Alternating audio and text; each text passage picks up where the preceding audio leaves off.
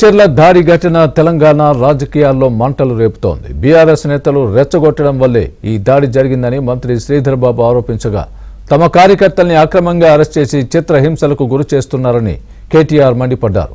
లగచెర్ల ఘటన నిర్లక్ష్య పాలనకు నిదర్శనమన్నారు కిషన్ రెడ్డి.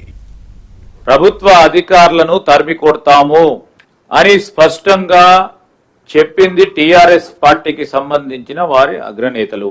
మేమేమన్నాము, ప్రభుత్వ అధికారులకు సంబంధించి భయాందోళనకు గురి చేసి చితుకబాది చంపే ప్రయత్నం చేయటం ప్రజాస్వామికంగా దాన్ని మీరు ఖండించకుండా ఆహ్వానం పలుకుతూ స్వాగతం పలుకుతూ సంఘీభావం తెలియజేస్తా ఉన్న తరుణం రాష్ట్ర ప్రజలందరూ కూడా చూస్తా ఉన్నారు. మేము స్పష్టంగా చెప్పడం జరిగింది, అమాయకులైన ఆ గిరిజన రైతు సోదరులకు సంబంధించి వారికి ఉన్న అనుమానాలు కానీ వారికి ఉన్న ఆలోచనలు కానీ వారి అభిప్రాయాలను తెలుసుకునే ప్రజాస్వామికమైన పద్ధతిలోనే పోతాం. రాబోయే కాలంలో కూడా వారిని అడ్డుపెట్టుకొని దాదాపు 15-16 మంది ఆ ప్రాంతంలో రైతు కాని వాళ్ళు కూడా బండలు విసరడం, వాళ్ళని అరెస్ట్ చేస్తే వాళ్ళని అక్కడ పోయి పరామర్శించడం జరుగుతూ ఉన్న సందర్భాన్ని ప్రజలందరూ కూడా గమనించాలి.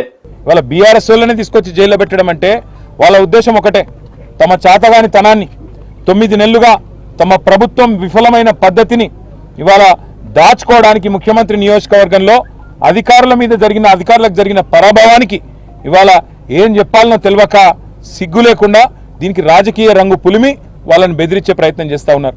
ఇంకా అరాచకం ఏంటంటే 21 మంది మొత్తం ఎస్సీ ఎస్టీ బీసీ రైతులు, ఒక ఆయన విష్ణువర్ధన్ రెడ్డి అని ఆయన కూడా ఉన్నాడు, ఆయన కూడా పాపం ఇంట్లో ఉన్నాడు. వాళ్ళందరినీ పిచ్చి కొట్టుడు కొట్టినారు, చిత్రహింసలు పెట్టినారు, 3rd డిగ్రీ టార్చర్ పెట్టినారు. కొడంగల్ సిఐ, కొడంగల్ ఎస్ఐలు, వికారాబాద్ ఎస్పీ ఆయన పేరు నారాయణ రెడ్డి, వీళ్ళంతా కలిసి వీళ్ళను చిత్రహింసలు పెట్టినారు. 3 గంటలు కొట్టినారు.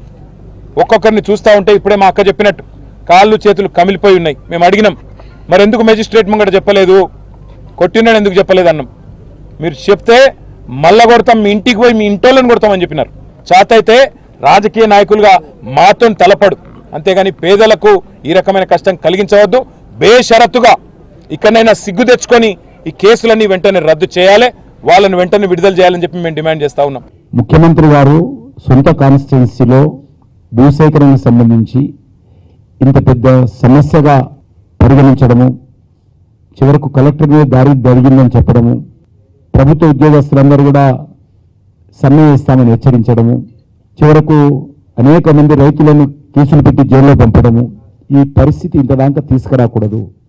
ఒక బాధ్యత కలిగినటువంటి ముఖ్యమంత్రి సొంత కాన్స్టిట్యున్సీలో మరి రైతులకు సంబంధించినటువంటి సమస్య మీద బాధ్యత తీసుకొని మరి వివరించకపోవడం అనేటువంటిది, గతంలో ఒక పత్రికా విలేకరులు వెళ్తే మహిళను చూడకుండా పత్రికా విలేకరుల మీద దాడులు చేశారు.